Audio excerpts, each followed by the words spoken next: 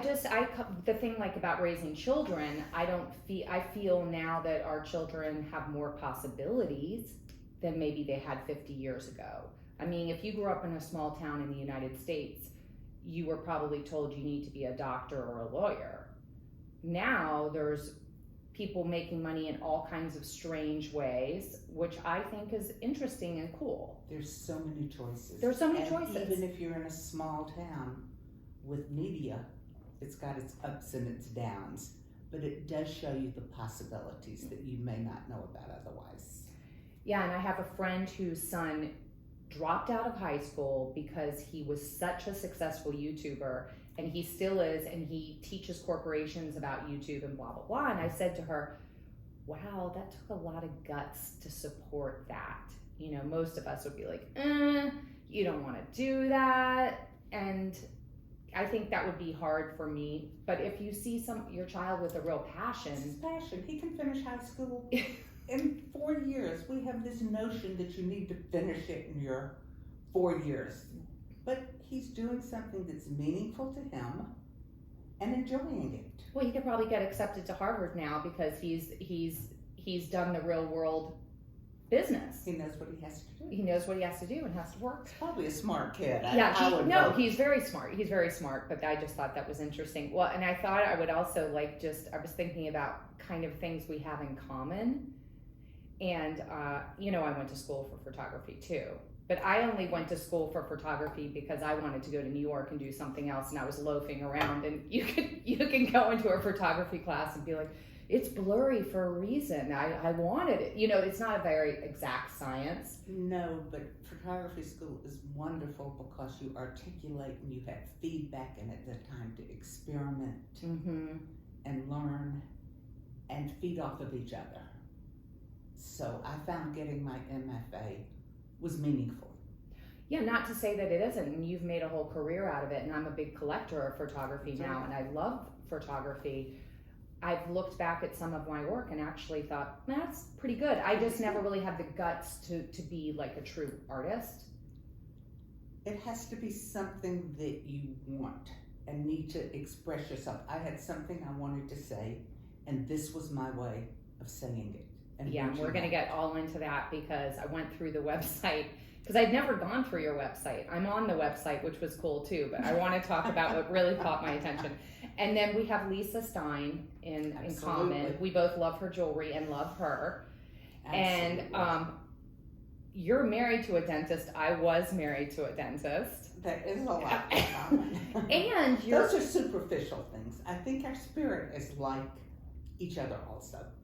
Definitely. You're like the kind of woman I aspire to be. You're way ahead of where I was.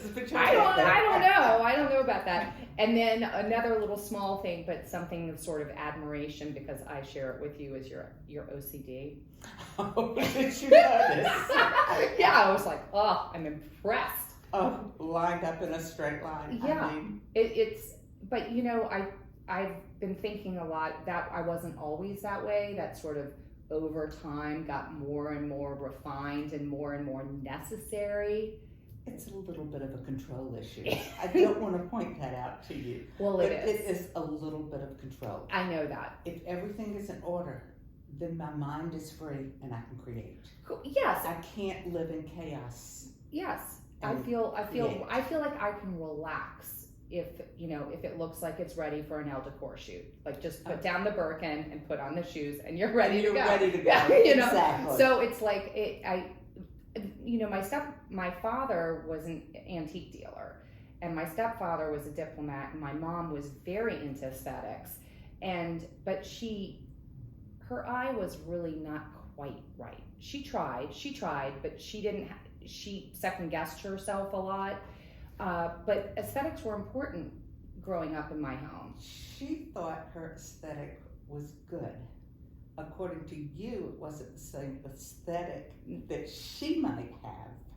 So no, she wasn't sure of herself. Mothers are difficult. Yeah, well, she wasn't sure of herself. I think she didn't grow up around a lot of beauty. So, she knew beauty and she was very educated, but it didn't come quite like that to her. But she knew what she was doing. You got it from somewhere. Yeah, no, You trust saw me, she had something. style. Yeah. She had style. I mean, she had the Princess Leia buns I love her. in her Poochie, and the Yves Saint Laurent gray flannel bell bottoms. There you go. You learn. Yeah, and at the time when I was a kid, I was like, ugh, how embarrassing. Why can't she just look like the other moms? But then looking back, I'm like, she was cool. But anyway, I really want to get into how photography came to you. Oh, it was magic. How's that? I painted, and I took a photography class like everybody does. And it was the magic of the moment. The combination of art and science. And Henry said to me, that's my husband, you'll never learn to use a camera. I never really did get the technical part down completely, I have to say. You know, and at that point you really did have to have all the technical stuff down. So, you know, don't even start with me, please. And I took some courses and I just developed my eye. Mm-hmm. And it was magic. The darkroom was magic. Yeah, the 60th everybody of loves the the second dark room. was magic, Mhm. and it played with reality. Mm-hmm. Now there are so many images.